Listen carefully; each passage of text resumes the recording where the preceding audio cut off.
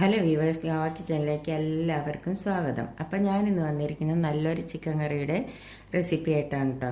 ഇത് നമുക്ക് ചപ്പാത്തിയുടെ കൂടെ, വെള്ളയപ്പത്തിൻ്റെ കൂടെ എല്ലാം, പെട്ടിൻ്റെ കൂടെയൊക്കെ കഴിക്കാൻ നല്ല ടേസ്റ്റുള്ള നല്ല കറിയാണത്. അപ്പോൾ ഇത് നമുക്ക് എങ്ങനെയാണ് ഉണ്ടാക്കുന്നത് നോക്കാം. അതിന് വേണ്ട ഇൻഗ്രീഡിയൻസ് എന്തെല്ലാം വെച്ചാൽ, ഞാൻ ഒരു 1/2 കിലോ ചിക്കൻ എടുത്തിട്ടുണ്ട്. പിന്നെ അതിലേക്ക് വേണ്ടത് ഒരു 2 സവാള ഇതേമാതിരി ചെറുതാക്കി നുറുക്കി എടുത്തിട്ടുണ്ട്. പിന്നെ 2 തക്കാളി വേണം. പിന്നെ എനിക്ക് ഗരം മസാലപ്പൊടി വേണം, കസൂരി മെത്തി വേണം. പിന്നെ വേണ്ടത് ഇഞ്ചി വെളുത്തുള്ളി പേസ്റ്റ്, ഒരു 5-6 വെളുത്തുള്ളി, ചെറിയൊരു കഷ്ണം ഇഞ്ചി എടുത്തിട്ടുണ്ട്, അതിൻ്റെ പേസ്റ്റ് വേണം. പിന്നെ മുളക് പൊടി, ഉപ്പ്, മല്ലിപ്പൊടി ഒരു 2 ടീസ്പൂൺ എടുത്തിട്ടുണ്ട്. പിന്നെ മഞ്ഞൾപ്പൊടി. പിന്നെ വേണ്ടത് ഒരു 4-5 വറ്റൽമുളക്, പിന്നെ 3-4 അണ്ടിപ്പരിപ്പും വേണം. അപ്പം ഇനി നമുക്കത് എങ്ങനെയാണ് ഉണ്ടാക്കുന്നത് നോക്കാം. നല്ല ടേസ്റ്റാണ് കേട്ടോ അത് നമുക്ക് കഴിക്കാനായിട്ട്. അതിനു മുമ്പ് നിങ്ങൾക്ക് എൻ്റെ വീഡിയോ ഇഷ്ടപ്പെടുകയാണെങ്കിൽ ഒന്ന് ലൈക്ക് ചെയ്യാനും ഷെയർ ചെയ്യാനും സബ്സ്ക്രൈബ് ചെയ്യാത്തവർ സബ്സ്ക്രൈബ് ചെയ്യാനും മറക്കരുത്. അപ്പം ഇനി നമുക്കത് എങ്ങനെയാണ് ഉണ്ടാക്കുന്നതെന്ന് നോക്കാം. അപ്പം ഇനി നമുക്കത് എങ്ങനെയാണ് ഉണ്ടാക്കുന്നതെന്ന് നോക്കാം. അതിനായിട്ട് ഒരു ചീനച്ചട്ടി അടുപ്പത്ത് വെച്ചു. സ്റ്റൗ ഒന്ന് കത്തിക്കട്ടെ. അതിലേക്ക് നമുക്ക് ഈ ചുവന്ന മുളകില്ലേ, ചുവന്ന മുളകും അണ്ടിപ്പരിപ്പും കൂടി ഒന്ന് വറുത്തെടുക്കാം.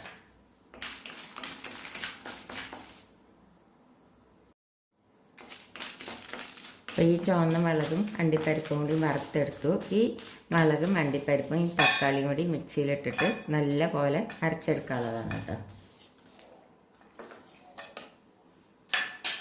ഇനി നമുക്കിതിലേക്ക് കുറച്ച് വെളിച്ചെണ്ണ അല്ലെങ്കിൽ സൺഫ്ലവർ ഓയിൽ, ഏതെണ്ണ വേണമെങ്കിലും ഒന്ന് ഒഴിച്ചു കൊടുക്കാം.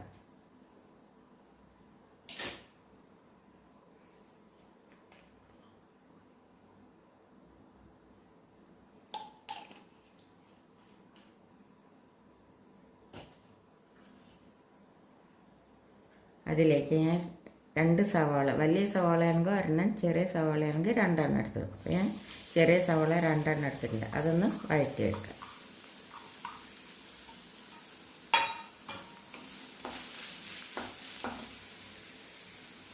വേഗം വഴലാനായിട്ട് കുറച്ച് ഉപ്പിട്ട് കൊടുക്കാം.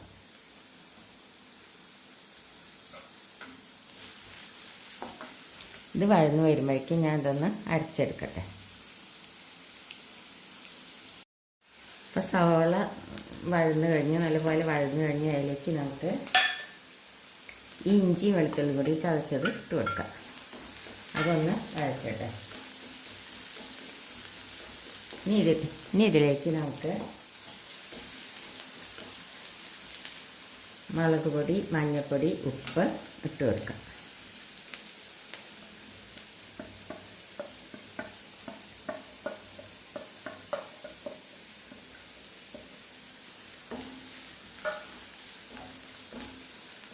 ഇനി ഇതൊന്ന് നല്ലപോലെ ഒന്ന് വഴറ്റിയെടുക്കാം.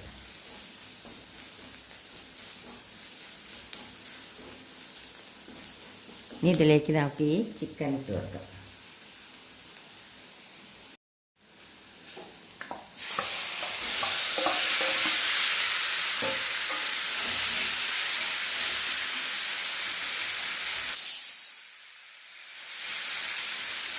ചിക്കനിട്ടിട്ട് നല്ലപോലെ ഒന്ന് വഴറ്റട്ടെ.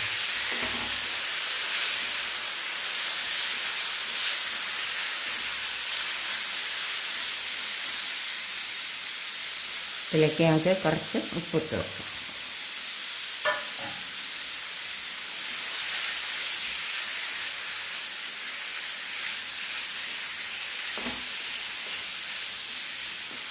നല്ലപോലെ ഒന്ന് വഴറ്റിയെടുക്കട്ടെ.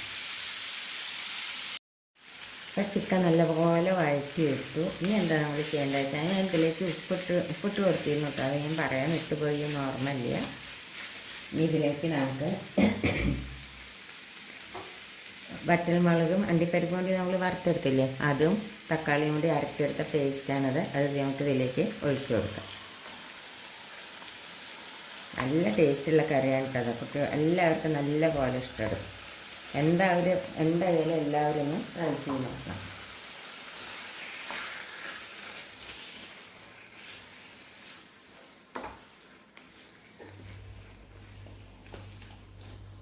ഇനി നമുക്കിതൊന്ന് അടച്ച് വെച്ച് കൊടുക്കാം.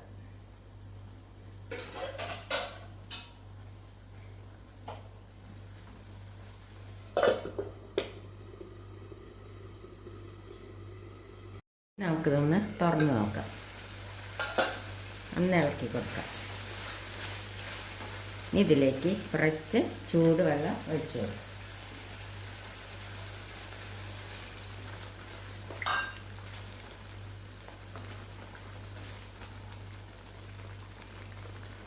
ഒന്നും കൂടി ഒന്ന് അടച്ച് വെച്ച് കൊടുക്കാം. തീ സിമ്മിലാക്കിയിട്ട് വെക്കണം കേട്ടോ. ഇനി നമുക്കിതൊന്ന് തുറന്ന് നോക്കാം. ഒന്ന് ഇളക്കി കൊടുക്കാം. ഒന്നും കൂടി ഒന്ന് അടച്ച് വെച്ച് കൊടുക്കാം. നമുക്കൊന്നും കൂടി ഒന്ന് തുറന്നിട്ടൊന്ന് ഇളക്കി കൊടുക്കാം. ചിക്കൻ വെന്തോന്നൊന്ന് നോക്കാം.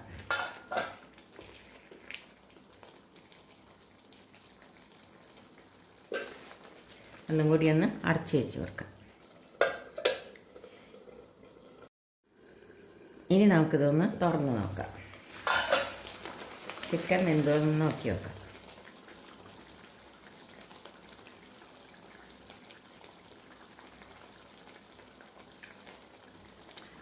ചിക്കനൊക്കെ നല്ലപോലെ വെന്തിട്ടുണ്ട്. ഇനി എന്താ നമ്മൾ ചെയ്യേണ്ടത് വെച്ചാൽ ഇതിലേക്ക് നമുക്ക് ഈ ഗരം മസാലപ്പൊടി കസൂരി മെത്തി കൂടി ഇട്ട് കൊടുക്കാം.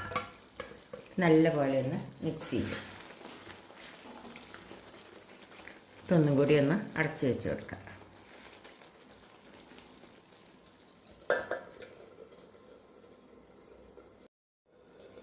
നമുക്കൊന്ന് തുറന്നിട്ട് ഒന്നുകൂടി നല്ലപോലെ ഒന്ന് ഇളക്കിയെടുക്കാം.